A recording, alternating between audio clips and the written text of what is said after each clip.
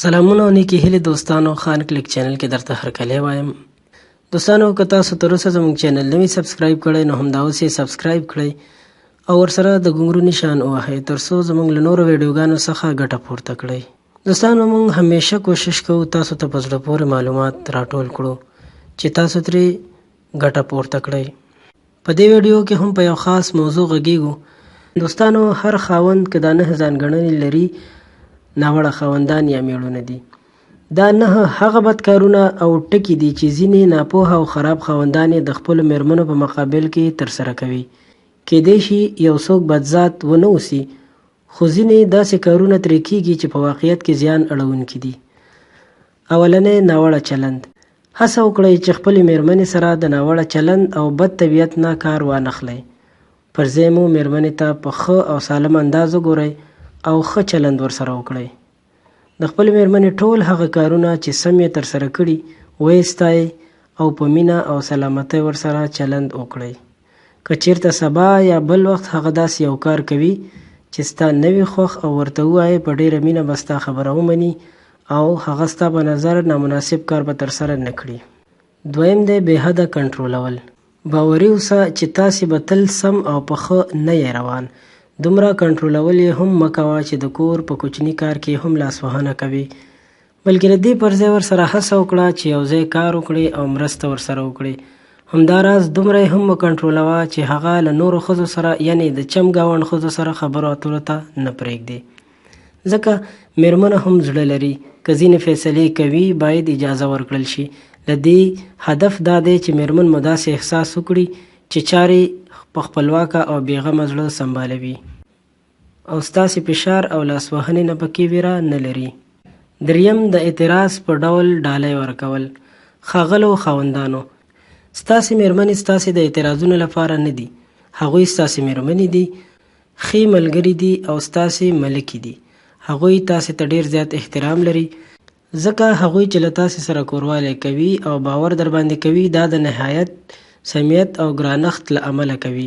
نو تاسو یې هم پرې بېځایه چغې او اعتراضونه مه کوئ. تل ورته د اعتراض او چغو ډالۍ مه ورکوئ. څلورم، میرمنې ته وخت ورکول. دا چې تاسې میرمنې لرئ بختور انسانان یاست.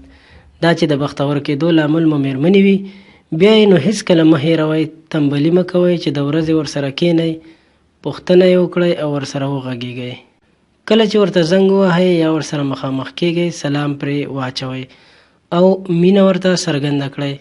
هغې ته داسې احساس ورکړئ چې ستاسې میرمن ستاسې لپاره لومړیتوب لري او په زړه کې مو ځای ورکړی دی. کله کله ورسره چکر ته ووځئ او یو ځای ورسره ننداره وکړئ.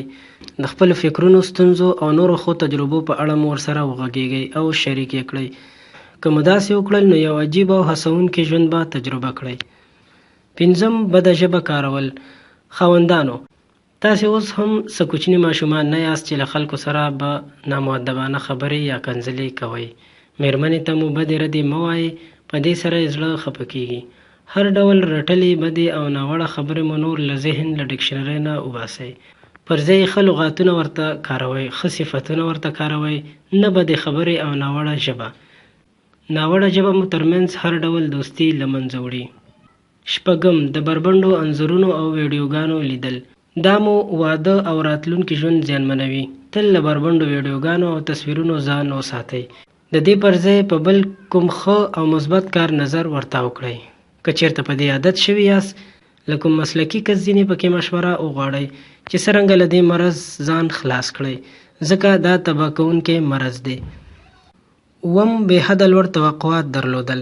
له خپلې میرمنې غیر واقعي لوړ توقعات درلودل هم بد کار دی.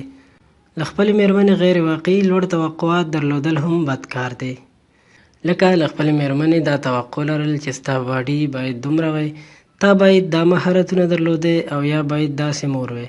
په دې سره به هغه په خپل ځان بې باوره شي او له تا سره د خوښ ژوند هیله به له لاسه ورکړي. هڅه وکړئ چې مهربانه، حوصلهناک، بښونکې او رغونکې اوسئ. که تاسې د خپلې میرمنې په مثبتو خواو او صفاتو ډیر تمرکز وکړئ نو څرنګه یې چې غواړئ په همغه ډول سره میرمن به ترې جوړه شي. اتم، د کور په کارونو کې مرسته نه کول. ځینې خاوندان وي له میرمنې سره هیڅ ډول همکاري نه کوي او دا ورته یو ډول شرم ښکاري. دا یو بد ذهنیت دی. باید یو خاوند له خپلې مېرمنې سره د ماشومانو په غلي کولو، کور پاکولو او نورو شیانو کې اړینه مرسته وکړي، ځکه یو مېرمن چیرته او هر وخت ټول کارونه کولی شي. نشي کولی ځکه هغه هم انسانه ده. ته او ستا مېرمن یو ټیم یاست او دا کارونه باید د یوې لوبډلې په توګه په شریکه اجرا کړئ، ځکه که داسې ونه کړئ د ژوند له بدو تجربو سره به مخ یاست. نهم، دروغ او دوکې ورکول. که ته فکر کوې چې په دروغ او دوکو سره به د ژوند ښه دوام وکړي او ستا مېرمن به پرې ونه پوهیږي، خو داسې نه ده. دا سوچ له ذهنه وباسه. هڅه وکړه چې تل صادقانه او وفاداره اوسې. هغه ژمنې چې له خپلې مېرمنې سره دې کړي یا یې کوي باید پوره یې کړئ، ځکه هغه یې حتما یاد لري. ممکن تا ته به یې نه وایي. نو که تاسو هم په یادو عادتونو کې داسې کوم بد عادت لرئ، نو همدا اوس یې له ځانه لرې کړئ، ځکه دا ستاسو د ښځې او خاوند ترمنځ ژوند تریخولی شي. دوستانو، له همدغسې نورې په زړه پورې ویډیوګانو لپاره زموږ چینل همدا اوس سبسکرایب او د ګونګرو نشان ووهئ، تر څو زموږ نورې ویډیوګانې تر تاسو په اسانۍ در ورسیږي. مننه.